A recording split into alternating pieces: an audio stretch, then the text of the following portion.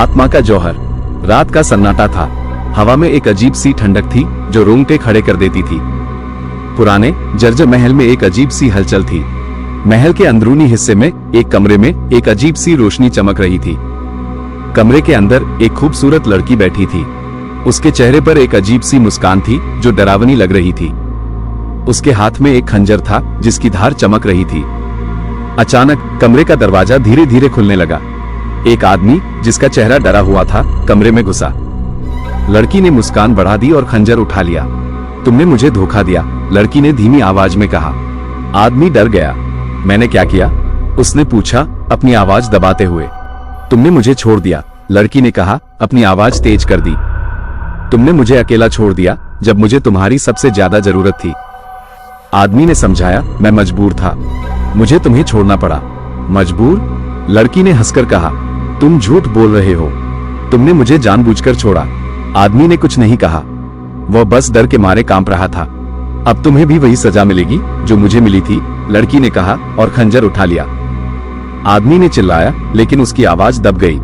लड़की ने खंजर उठाया और आदमी की तरफ बढ़ गई। आदमी ने आंखें बंद कर ली लेकिन कुछ नहीं हुआ। जब उसने आंखें खोली तो लड़की वहां नहीं थी। कमरे में सिर्फ एक खंजर पड़ा था। आदमी ने सांस ली। वह डर गया था लेकिन वह खुश भी था। वह बच गया था लेकिन वह गलत था। अचानक आदमी के पीछे से एक ठंडी हवा चली। वो घूमकर पीछे देखा लेकिन कुछ नहीं देखा। तभी उसने अपनी गर्दन पर कुछ ठंडा महसूस किया। वह अपने हाथ से अपनी गर्दन को छुआ। उसके हाथ में खून था। आदमी ने चिल्लाया लेकिन उसकी आवाज दब गई। वो धीरे धीरे जमीन पर गिर गया। महल में फिर से सन्नाटा छा गया। सिर्फ हवा की आवाज सुनाई दे रही थी और एक अजीब सी मुस्कान जो हवा में तैर रही थी। रात का सन्नाटा गहराता गया। महल के हर कोने से अजीब सी आवाजें आ रही थी। आदमी डर के मारे कांप रहा था। वो जानता था कि वो अब सुरक्षित नहीं है। अचानक कमरे का दरवाजा जोर से खुल गया। एक और आदमी कमरे में घुसा। उसके चेहरे पर भी वही अजीब सी मुस्कान थी जो पहले वाली लड़की के चेहरे पर थी। तुम भी आ गए? आदमी ने डर के मारे पूछा।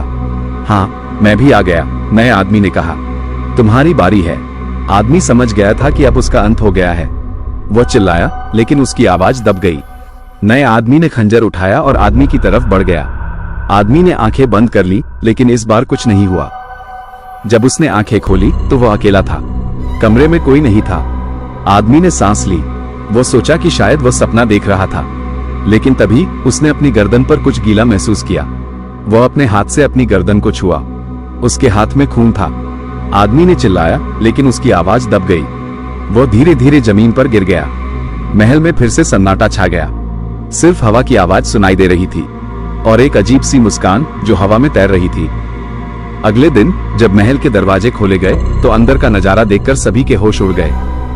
महल के अंदर खून से सने 2 शव पड़े थे। उनके चेहरे पर एक ही अजीब सी मुस्कान थी। महल को तब से हॉन्टेड माना जाता है।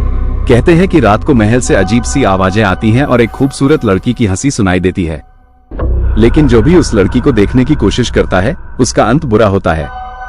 कहते हैं कि वह लड़की एक आत्मा है जो अपने प्यार के लिए बदला ले रही है।